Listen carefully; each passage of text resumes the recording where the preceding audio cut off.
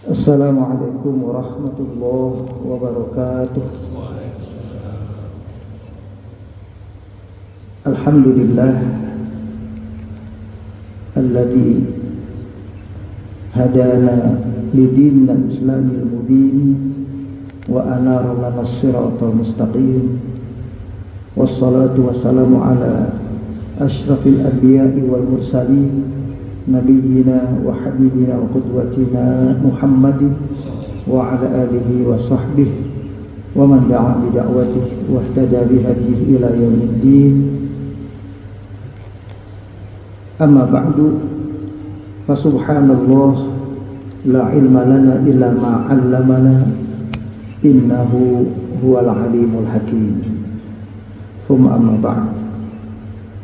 Ikhwatul ahibba, jemaah subuh yang dirahmati Allah, pagi ini kita dimudahkan Allah untuk salat subuh berjamaah, dan ini satu anugerah dari Allah sebetulnya kepada kita semua.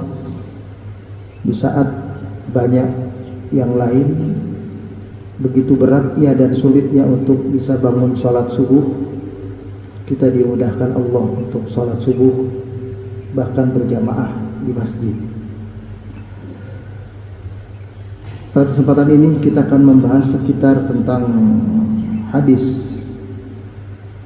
apa dan bagaimana kedudukan hadis di dalam khususnya yang disebut sumber hukum Islam.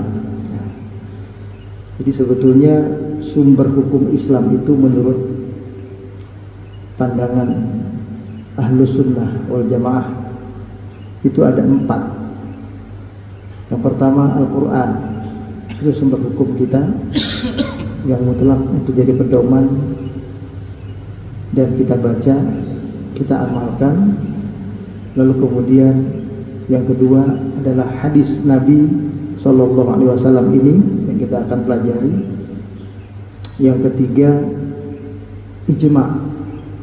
Ijma' itu adalah kesepakatan hasil dari musyawarah para ulama ketika mendapati beberapa hal di dalam Al-Quran maupun hadis tidak dijelaskan secara khusus atau tidak dijelaskan dalam konteks persoalan tersebut, maka diperlukan ijtihad ulama.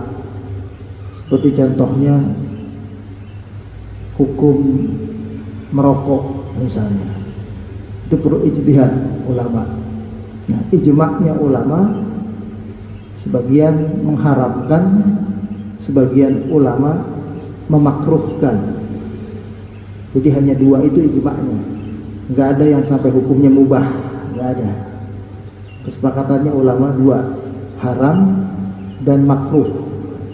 Haram artinya tidak boleh secara mutlak, makruh artinya Allah menginginkan kita meninggalkannya karena itu adalah sesuatu yang tidak disukainya. Itu begitu.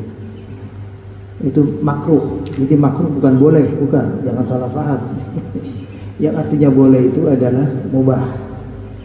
Ya. Kemudian qiyas. Qiyas itu mempersamakan sesuatu, membuat analogi. Ya. Jadi misalnya seperti kita berzakat, dulu Nabi berzakat hanya dengan tamar, ya, dan zabib. Tamar itu adalah kurma, kalau bahasa kitanya kurma, tamar, ya.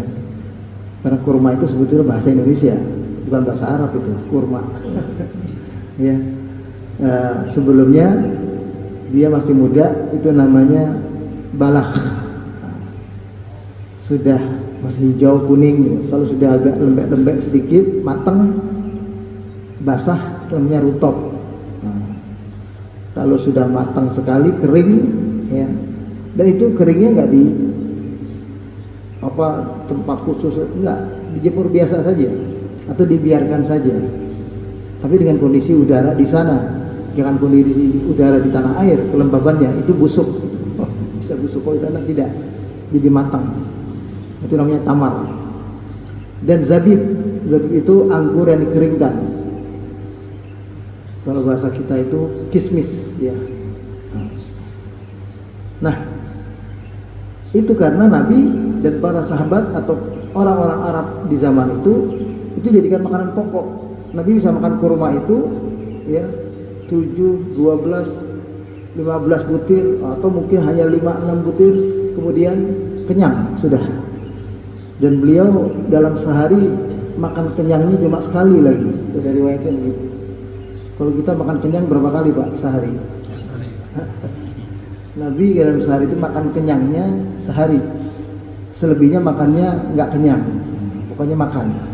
Ya. Tapi makan yang buat beliau kenyang itu sekali dalam sehari. Makannya kurma, makan kismis. Kadang-kadang makan roti. Nah, roti itu yang terbuat dari gandum.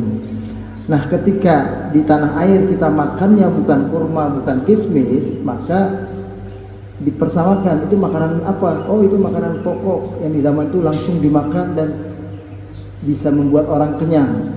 Maka di tanah air jadi beras zakat itu. Nah, itu namanya qiyas. Jadi qiyas itu menganalogikan makanan pokok yang ada di satu tempat dengan makanan pokok di tempat yang lain. Nah, di zaman Nabi makanan pokoknya itu. Nah, itu adalah qiyas. Nah, sekarang kita pelajari tentang hadis. Kita lihat di dalam ayat Al-Qur'an surat yang ke-16 ayat 64. Ya, silahkan dilihat ya kalau mau dibaca. Saya bacakan ayatnya. A'udzubillahi minasyaitonir rajim. Wa ma anzalna 'alaikal kitaba illa litubayyana lahumul ladzi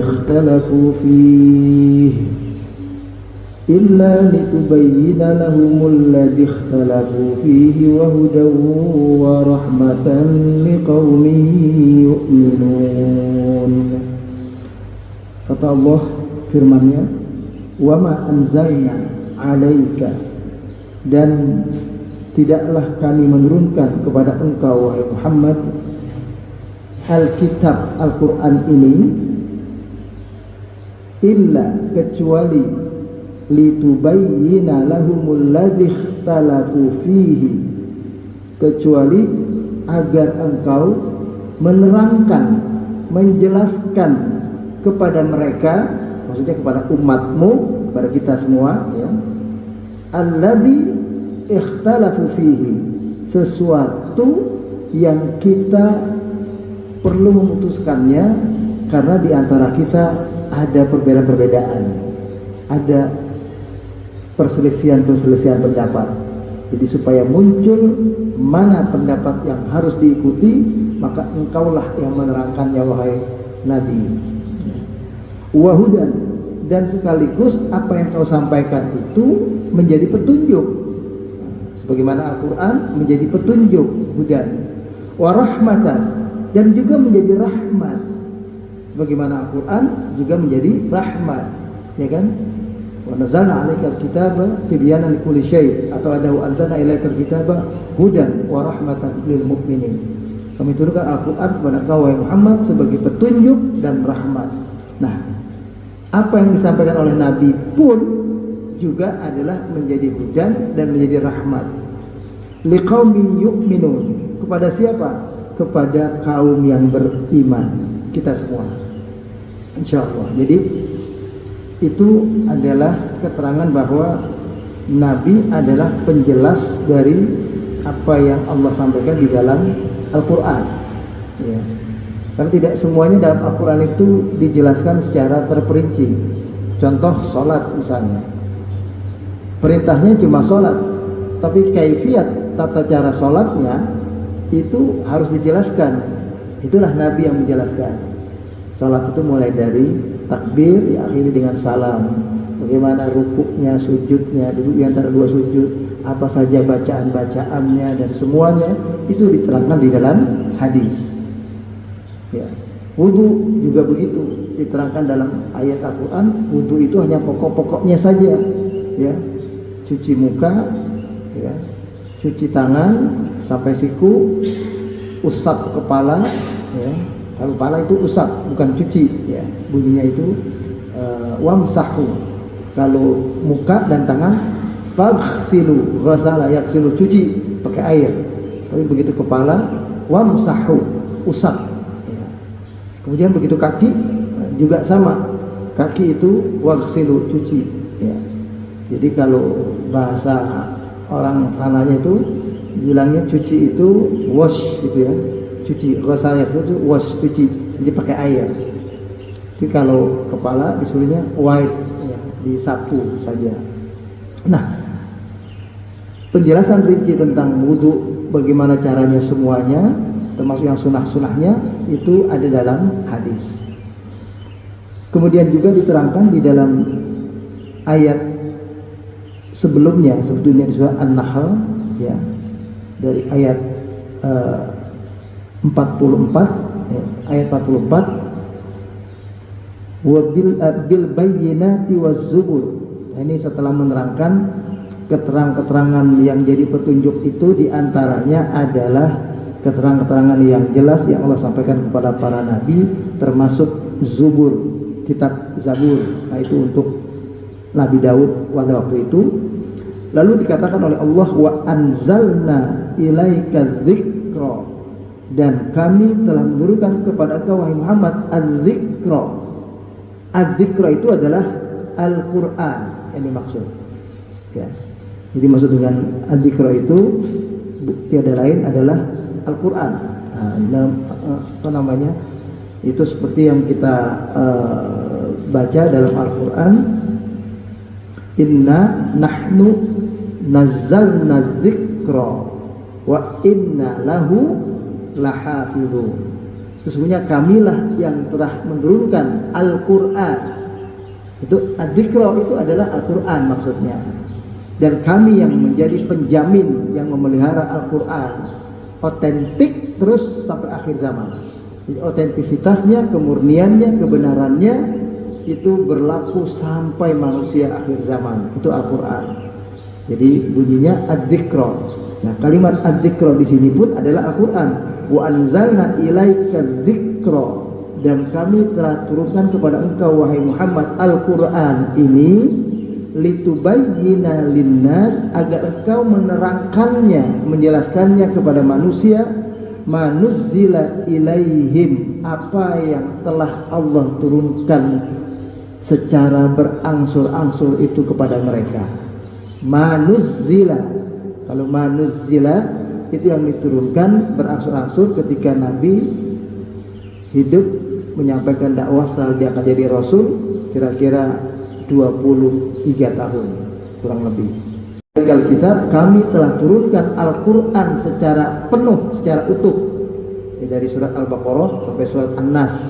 Itu kami turunkan seluruhnya agar engkau menerangkan apa yang turun kepada mereka secara berangsur-angsur itu, wala'allahum yatafakkarun, dan itu semua agar mereka jadi orang-orang yang selalu berpikir.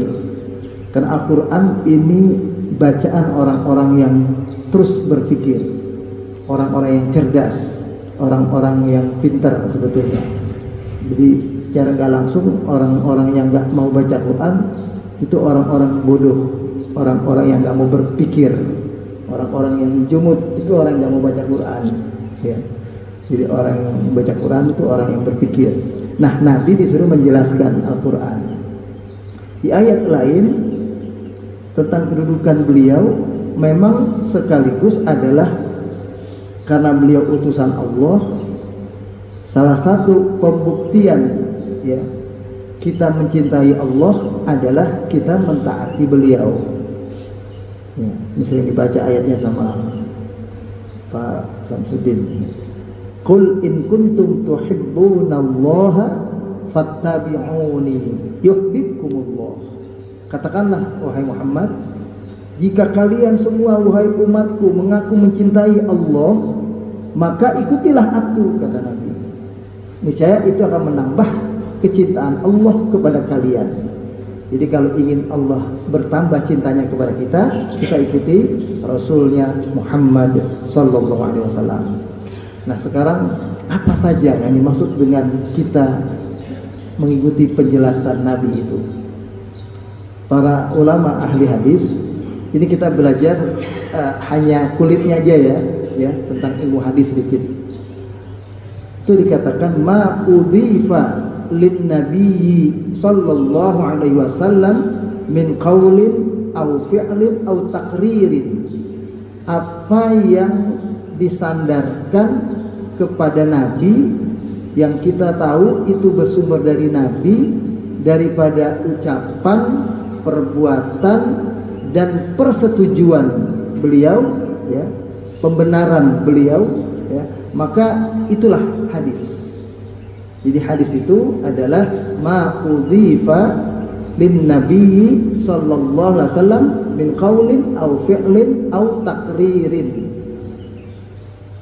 Itu yang namanya hadis. Jadi ucapan beliau, perbuatan beliau dan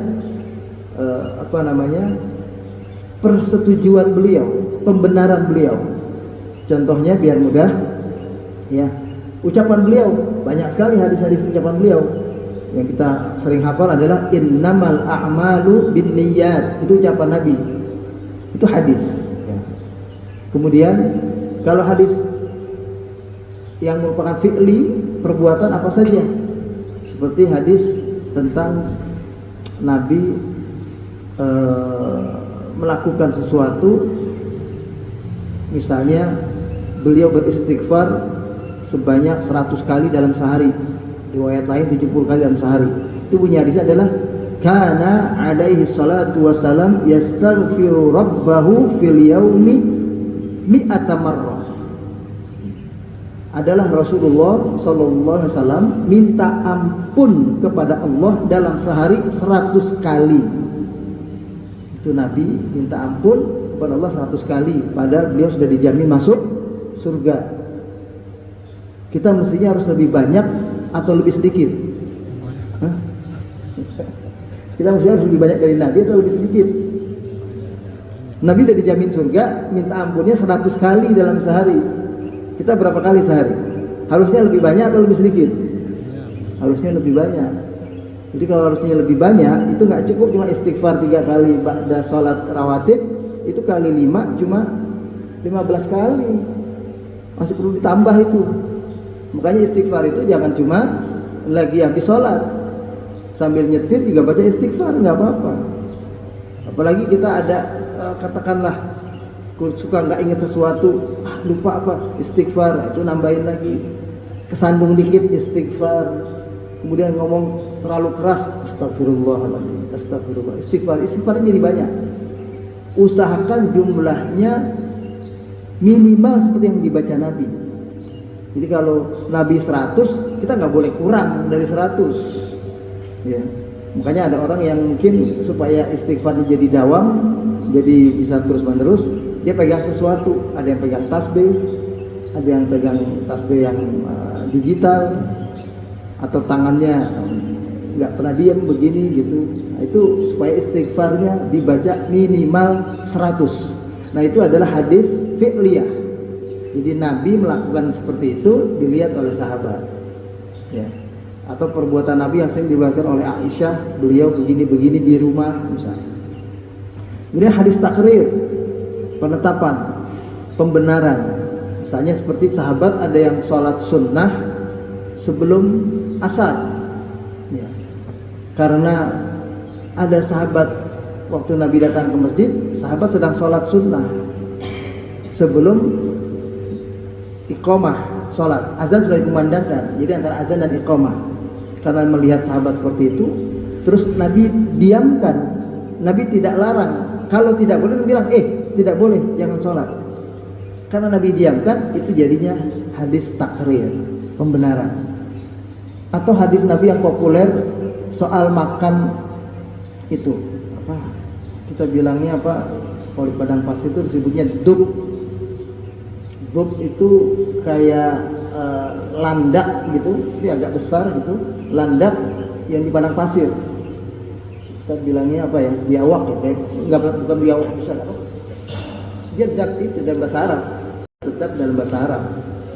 Dub itu bahasa Arab, nampan.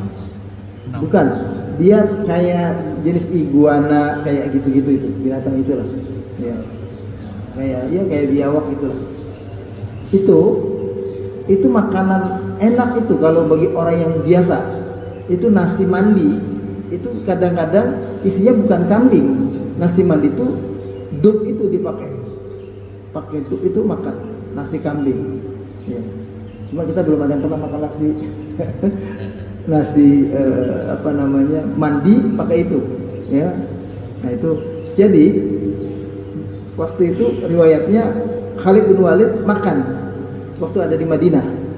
Ya, makan. Kemudian Nabi lihat, Nabi tidak makan. Dia lagi makan, tawarkan Nabi tidak makan. Ya Rasulullah, engkau tidak makan apakah karena ini haram? Nabi cuma bilang, kunna fil qaum la na'kulha. Kita adalah kaum yang enggak makan itu. Maksudnya dulu Nabi waktu tinggal di Mekah enggak biasa makan itu. Jadi ya enggak mau makan itu gitu kan. Enggak bagi Nabi enggak enak gitu loh, atau enggak suka jadinya. Tapi sahabat makan, Khalid Nabi biarkan. Nah itu jadi hadis takrir. Boleh. Ketika aku lihat engkau suka, aku diamkan, makanlah. Itu makan jadinya. Sahabat itu makan. Jadi itu juga ada hadis takrir. Ya, hadis takrir itu adalah hadis yang karena perbuatan sahabat atau perbuatan keluarga beliau, istri beliau dan anak-anak beliau itu dibiarkan oleh Nabi. Nah maka jadi itu ya. Kemudian yang dimaksud dengan hadis itu, ini supaya kita juga paham, garis besarnya adalah sebetulnya dua. Hadis itu hadis makbul ya, atau marfu', hadis yang sampai kepada Nabi, dan yang kedua adalah hadis mardud. Mardud itu kayak orang bilangnya haji mardud, hadis yang ditolak ya. Hadis itu dua garis besarnya, hadis makbul dan mardud ya. Makbul bahasa lain dalam fikih, dalam hadis disebut marfu', sampai kepada Nabi, itu disebut hadis. Dan yang sampai kepada Nabi itu harus sampai dari riwayat para sahabat. Sahabat itu kalau menyampaikan sesuatu dari Nabi, itu dalam ilmu hadis, semuanya yang ada riwayatnya dari sahabat, dari baik itu Abdullah bin Umar, Abdullah bin Mas'ud, Abdurrahman bin Auf, bahkan istri Nabi Aisyah, dari siapapun para sahabat, itu hadis itu makbul. Boleh dipahami, asal syaratnya nyampe ya. Hadis itu makbul kalau sampai para sahabat. Siapa sahabat? Itu perlu jelas juga, karena kita kan tahunya sahabat semua. Tidak. Sahabat itu adalah orang yang berjumpa dengan Rasulullah dan dia tetap dalam keimanan sampai wafatnya. Jadi kalau ada sahabat ketemu dengan Nabi ya, seperti siapa ya, Musailamah lah, Al-Kadzdzab itu ya, bertemu dengan Nabi tapi kemudian dia murtad, dia bukan sahabat jadinya, karena dia akhirnya murtad. Jadi yang namanya sahabat, dia beriman dengan Nabi dan bertemu dengan Nabi, pernah bertemu langsung, itu namanya sahabat ya. Dan dia tetap dalam keimanan sampai wafatnya, baik dia wafat sebelum Nabi maupun dia wafat setelah Nabi, itu namanya sahabat. Kalau ada orang yang hidup bersama Nabi tapi tidak berjumpa dengan Nabi, itu bukan sahabat juga, walaupun dia beriman, bukan sahabat. Jadi kalau kita baca wa ala ashabi wa sahbih ajma'in begitu, itu pengertiannya adalah orang yang bertemu dengan Nabi dan beriman sampai wafatnya. Jadi orang itu kalau tidak bertemu dengan Nabi, meskipun dia beriman, dia tidak disebut sahabat. Jadi kayak Uwais Al-Qarni yang tinggal di Yaman, yang dulu berbakti betul sama ibunya ya, bawa ibunya itu ya, berhaji, tapi kemudian ya sampai amalan-amalan haji itu beliau ikuti semuanya, menggendong ibunya. Nah itu nggak ketemu Nabi, tapi Nabi bilang sama Abu Bakar atau Umar waktu itu Umar bin Khattab ya. Itu nanti kalau kalian ada orang dari sana namanya Uwais, itu adalah orang ahli surga, kata Nabi. Itu orang ahli surga dan minta pelajaran dengan beliau. Itu begitu. Uwais ini bukan sahabat jadinya. Kenapa? Karena tidak berjumpa dengan Rasulullah sallallahu alaihi wasallam. Ya. Tapi jangan berarti kalau bukan sahabat kedudukannya tidak istimewa. Nah, ini orang istimewa juga beliau. Kita pun juga begitu ini, walaupun kita nggak bertemu dengan Nabi, tapi beriman kepada beliau. Ini juga malah yang disanjung oleh beliau. Tuba liman amana bi walam yarani. Ya. Kabar gembira bagi siapapun di antara kita yang beriman kepada Nabi, meskipun Nabi tidak kita lihat. Jadi berbahagialah orang yang beriman kepada Nabi meskipun dia tidak melihat Nabi, tidak berjumpa Nabi. Kemudian berjumpa Nabi tapi tidak beriman, juga bukan sahabat. Abu Lahab, Abu Jahal misalnya. Ya, melihat Nabi, bahkan bermusuhan dengan Nabi. Nah, itu bukan sahabat makanya. Jadi namanya sahabat adalah yang berjumpa dengan Nabi dan dia beriman dengan ajaran Nabi dan dia tetap beriman terus sampai wafat. Dia tidak murtad dari agama Islam ini. Itu begitu. Itu yang namanya sahabat. Nah, sahabat inilah yang dimaksud oleh banyak hadis itu disimpulkan itu adalah orang-orang yang bisa dipakai hadisnya kalau sampai kepada mereka. Ya. Hadisnya itu bisa dipakai semua. Jadi makanya Bapak, ini pelajaran penting buat kita. Jangan ada yang pernah mencaci maki sahabat Nabi. Kalau ada faham ajaran yang mencaci maki sahabat, apalagi sahabat yang paling dekat dengan Nabi, Abu Bakar, Umar, Uthman, Ali bin Abi Thalib, sebagai 4 khalifah ini, itu dibenci, dicaci maki, maka ini bukan ajaran Rasulullah SAW. Ini sudah ajaran sesat. Jadi itu gampang aja. Jadi mau nilai ajaran itu kalau dia berani mencaci maki Abu Bakar, mencaci maki Umar, mencaci maki Uthman bin Affan, ya, biasanya menyanjung tinggi Ali bin Abi Thalib. Itu paham Syiah itu. Nah, itu jelas sesatnya karena mencaci maki sahabat. Padahal sahabat yang dicaci itu bahkan al-mubasysyirina bil jannah, yang Allah kasih kabar gembira mereka pasti masuk surga. Kemudian hadis yang makbul, yang mardud ini nanti kita jelaskan sedikit kalau ada waktu. Yang makbul ini kita lihat. Kita perlu terima hadis itu karena ini hadis ini adalah punya jalan riwayat yang benar dan itu ada garis hukumnya lagi 2. Pemahaman secara hukum hadis itu ada 2. Yang makbul itu ada yang mutawatir, ada yang hadis ahad. Hadis mutawatir itu adalah hadis yang diriwayatkan oleh banyak riwayat. Para ulama ada yang mengatakan 10 lebih. Ya kalau 9 lebih, 8 lebih masih diterima. Itu hadis mutawatir. Jadi riwayatnya banyak. Kayak innamal a'malu binniyat, riwayat ini itu ada. Jadi hadis itu adalah hadis mutawatir. Hadis mutawatir ini kedudukannya sama dengan Al-Quran. Kedudukan secara hukum sama dengan Al-Quran. Hadis mutawatir. Jadi hadis mutawatir ini adalah hadis yang diriwayatkan oleh lebih dari 10 jalan riwayat.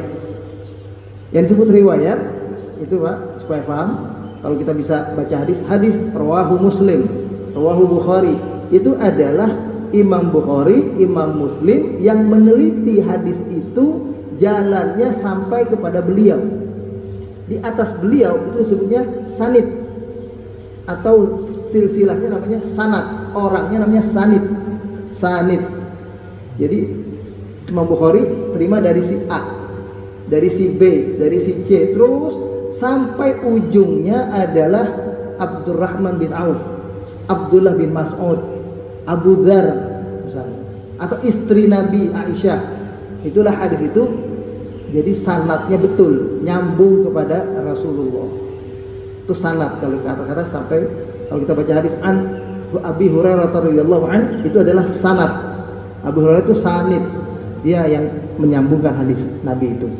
Nah, ujungnya itu adalah disebut perawi hadis. Bukhari, Muslim, Tirmidzi, ya, Imam Malik juga menyusun kitab Al-Muwatta, ya, Musnad, kemudian Imam Ahmad bin Hambal juga, Abu Daud, Tirmidzi, banyak, ya, ada 9 lah paling tidak, kayak ada kutubut tis'ah istilahnya, kitab-kitab 9 hadis. Nah, itu hadis mutawatir. Mutawatir riwayatnya banyak. Jadi ada riwayat Bukhari, ada riwayat Muslim. Riwayat Bukhari pun ada beberapa lagi, karena dari sanad yang berbeda. Ya, riwayat Muslim itu nggak berarti satu juga, ada beberapa sanad lagi. Muslim terima dari ini, dari ini. Nah, itu dimungkinkan terjadi. Ya. Yang kedua itu adalah hadis ahad. Tadi saya lupa, saya terangkan lagi. Hadis mutawatir tidak perlu disortir lagi, nggak perlu disebut sahih, hasan, dhaif, itu nggak ada. Yang disebut hadis itu ada sahih, ada hasan, ada dhaif, itu hadis ahad. Hadis ahad ini yang perlu dinilai itu tadi. Karena hadis ahad itu pengertiannya, hadis itu diriwayat hanya beberapa orang. Kadang 1, kadang 2, kadang 3. Dan yang penting nggak sampai 10. Kalau sudah sampai 8 aja dianggap sudah hadis mutawatir. Riwayatnya banyak. Kayak hadis tadi tentang innamal a'malu binniyat, ya, atau ya banyak hadis populer yang kita pakai dalam sholat, bacaan-bacaan sholat misalnya. Itu semua adalah hadis mutawatir. Jadi kalau hadis ahad itu perlu diteliti oleh ahli hadis sampai dia munculkan istilah hadis sahih, hadis hasan, hadis dhaif. 3 judukannya. Sahih, hasan, kemudian dhaif. Hadis sahih pun terbagi 2. Jadi terbagi 3, cuma itu aja tadi ya. Hadis ahad terbagi 3. Al hadis sahih terbagi 2 juga. Hadis sahih li dzatih, ada sahih li ghairih. Hadis hasan juga begitu. Hadis hasan li dzatih, ada hadis hasan li ghairih. Dan hadis dhaif itu banyak ininya lagi, uraiannya. Karena apa? Perawi dan semacamnya. Jadi untuk menilai hadis itu, ini hadis sahih, hasan, dhaif, itu adalah karena sebab hadis itu riwayatnya sedikit. Dan riwayatnya bukan nggak sampai kepada sahabat. Kalau tadi sampai kepada sahabat dan riwayatnya banyak, itu pasti benar. Itu namanya hadis mutawatir. Jadi betul itu mutawatir, ya. Kemudian hadis yang tadi ini biar ya kita buat gambaran aja, ya. Ya karena kalau belajar ilmu hadis perlu waktu panjang sebetulnya, dan kita boleh dibilang ya nggak perlulah mendalami itu. Yang penting kita tahu ini hadis sahih, hadis hasan, hadis dhaif. Siapa yang menentukan itu sahih, hasan, dhaif? Yang menentukan adalah ulama ahli hadis, seperti Imam Bukhari, Imam Muslim, Imam Malik tadi, Imam Abu Daud, Imam Tirmidzi. Imam-imam yang sekarang, yang hidup di zaman sekarang, itu boleh dibilang tidak punya kapabilitas untuk menentukan itu, karena syaratnya banyak untuk menjadi ahli hadis kayak Imam Bukhari itu. Orang ini nggak pernah bohong. Ditemukan sama orang walaupun bercanda tapi bohong, itu nggak bisa dipakai, nggak bisa jadi ahli hadis itu. Bisa dibayangkan itu. Kalau dia bohong nggak ketahuan orang, lain soal. Tapi kalau ketahuan dia bohong, nggak bisa dipakai. Jadi hadis itu begitu. Dan itu bukan hanya rawi yang paling bawah tadi, sanad semuanya nyambungnya itu juga harus orang-orang yang nggak boleh bohong, gitu. Nggak pernah nipu orang. Karena kalau di Arab itu ada yang bilang bohong nggak boleh, tapi nipu boleh. Jadi ya kayak itu, beli kain, ya luntur tidak ditanggung. Tulisannya ditanggung tidak luntur, karena dia baca dari kanan ke kiri, luntur tidak ditanggung. Kan jadi bercandaan dulu ya. Karena tulisan bahasa Indonesia dibaca luntur tidak ditanggung. Kalau baca bahasa Arab dari kanan ke kiri, ya kan. Jadi kalau tadi ditanggung tidak luntur itu bahasa Indonesia. Kalau bahasa Arab luntur tidak ditanggung.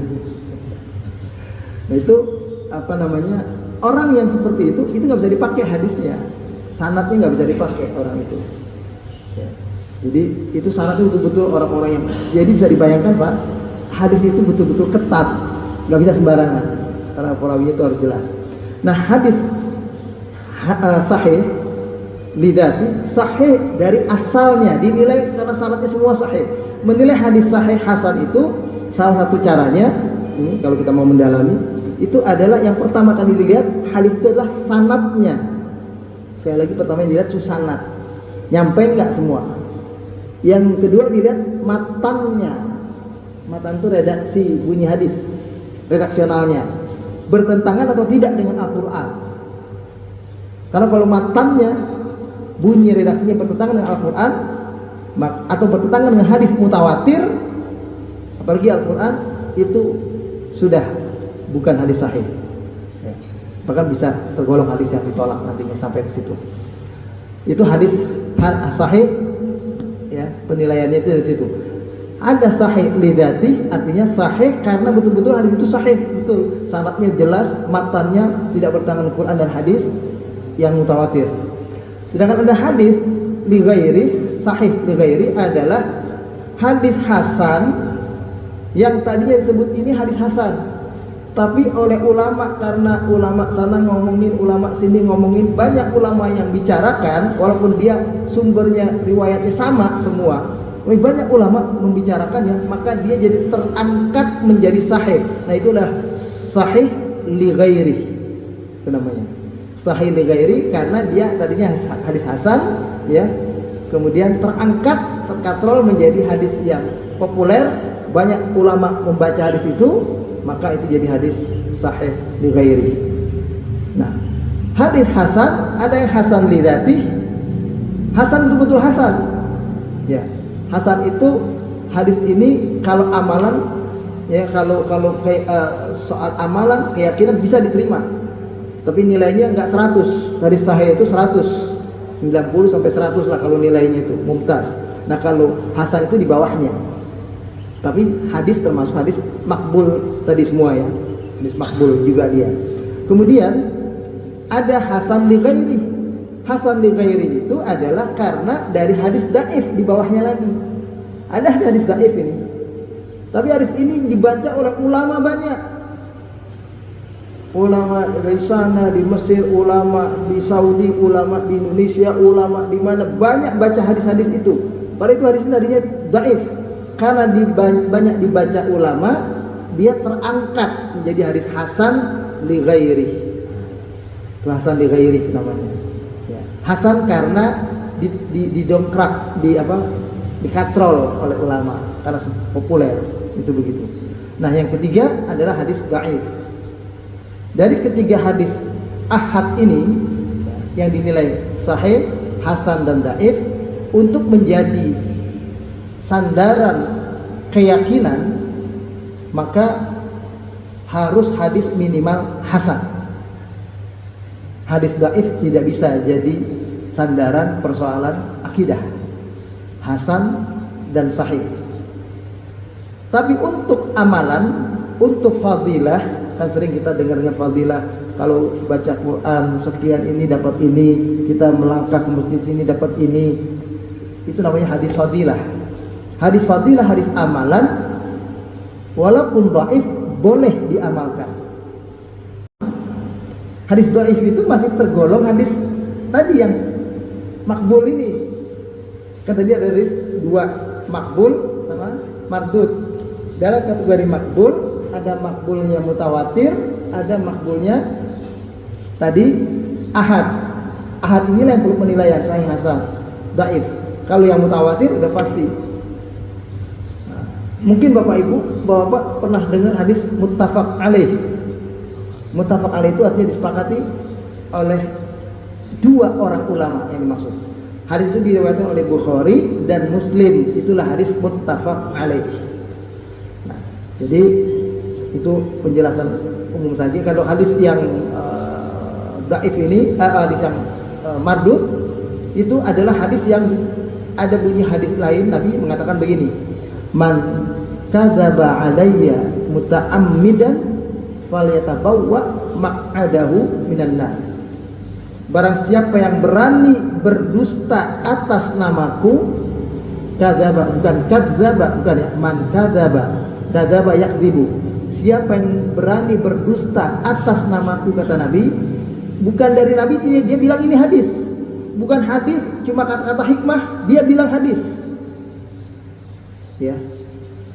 Maka itu adalah kata Nabi, orang itu siap-siap menempati tempat duduknya dalam api neraka. Siapa yang berdusta atas nama Nabi. Jadi, terakhir, jadi buat pengenalan saja buat kita semua, itu hadis yang mardud itu banyak, ya. Nah, hadis mardud itu ada hadis la aslalahu, hadis yang nggak ada asal usulnya, nggak ada jelas turunannya. Ada hadis itu hadis mardud, ini hadis yang disebutnya apa namanya istilahnya itu dari ilmu hadis. Allahumma shalli wa sallim alaihi.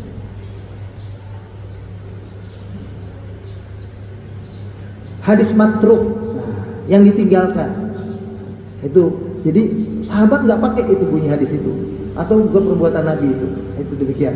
Baik, kesimpulan dari semua hadis ini adalah sumber hukum yang juga harus kita jadikan pedoman, tidak boleh ditolak.